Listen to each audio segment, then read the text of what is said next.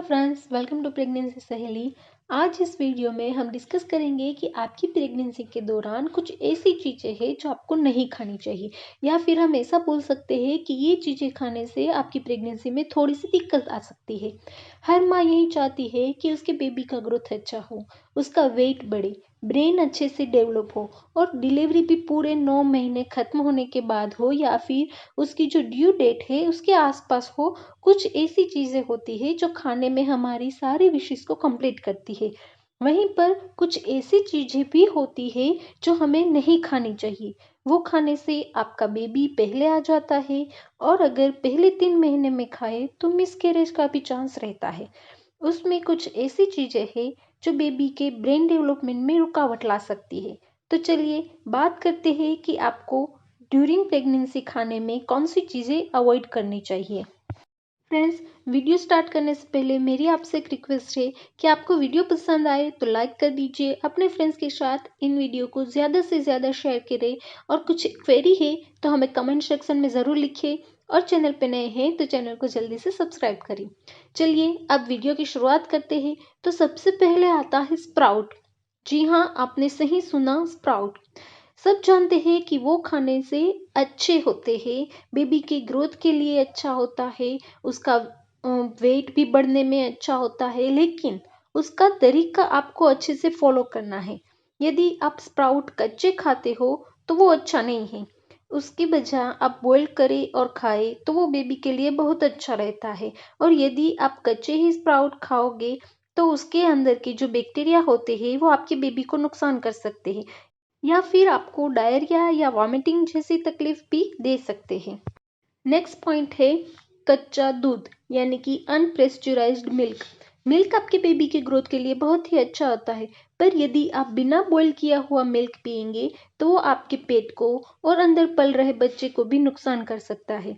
तो ये बात खास ध्यान में रखनी है कि जब भी आप मिल्क ले वो थोड़ा सा बॉईल करके हल्का सा गर्म करके उसे ले। नेक्स्ट पॉइंट है पाइनएप्पल। पाइनएप्पल क्यों नहीं खाना चाहिए? पाइनएप्पल में ब्रोमेलेलिन नाम का एक तत्व होता है जो आपकी सर्विक्स को सॉफ्ट करता है, और उसकी वजह से मुंह खुल जाने की तकलीफ स्टार्ट हो जाती है, और वहां पर बच्चे की डिलीवरी भी अर्ली हो जाने के चांसेस बढ़ जाते हैं। तो पाइनएप्पल अवॉइड करना चाहिए।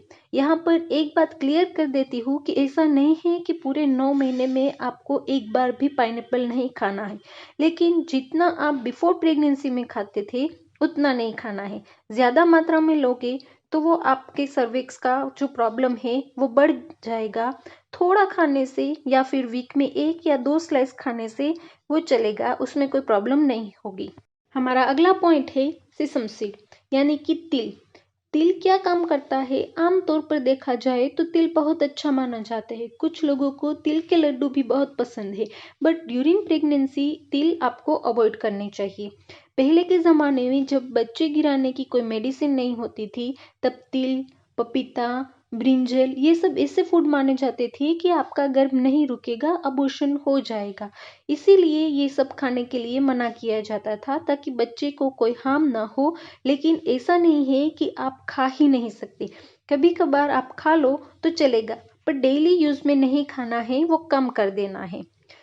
एक और है आजिनोमोटो। वो चाइनीज फूड में डाला जाता है। अगर आपको मंचूरियन या नूडल्स बहुत ज़्यादा पसंद है तो वो आप खा सकते हैं, बट वहाँ पर आप जहाँ पे बाहर खाने के लिए जाओ तो आप उसे बोल सकते हो कि ये चीज़ आपके खाने में ना डाले, या फिर आप घर पे बना के खाओ तो ज़्यादा बेटर रहेगा। हमारा अगला पॉइंट है नॉनवेज फूड। उसमें क्या है, नॉनवेज फूड आप खा सकते हैं क्योंकि उसमें विटामिन B12, हीमोग्लोबिन आपकी बॉडी के लिए अच्छा होता है। मीट, मटन, फिश, एग्स ये सब में से प्रोटीन, मिनरल्स, विटामिन मिलेंगे। तो नॉनवेज फूड आप खा सकते हैं, लेकिन यहाँ पर आपको खाने का तरीका भी अच्छे से आना चाहिए। यदि मीट, फिश, चिकन, मटन ये सब खाना चाहते हो तो उसे अच्छे से पका कर खाना चाहिए, और ज़्यादा स्पाइसेस भी नहीं डालने चाहिए। यदि इसमें एंटीबायोटिक वगैरह इंजेक्शन हो गए तो वो वहाँ पर इन्फेक्शन फैला सकता है, आपके बेबी को हार्म कर सकता है। तो नॉनवेज फूड अगर आपको पसंद है तो वो अच्छे से पका कर खाइए।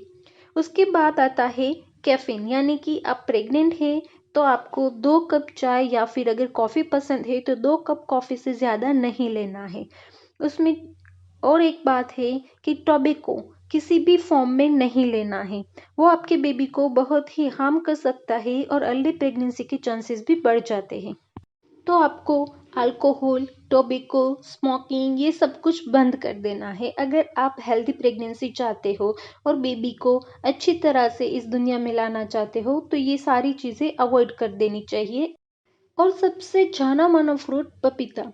सब बोलते हैं कि पपीता नहीं खाना चाहिए, वो बिल्कुल भी गलत नहीं है, परंतु आपको कच्चा पपीता नहीं खाना चाहिए। कच्चे पपीते में दो चीज़ें होती हैं जो आपकी प्रेगनेंसी को हार्म कर सकता है।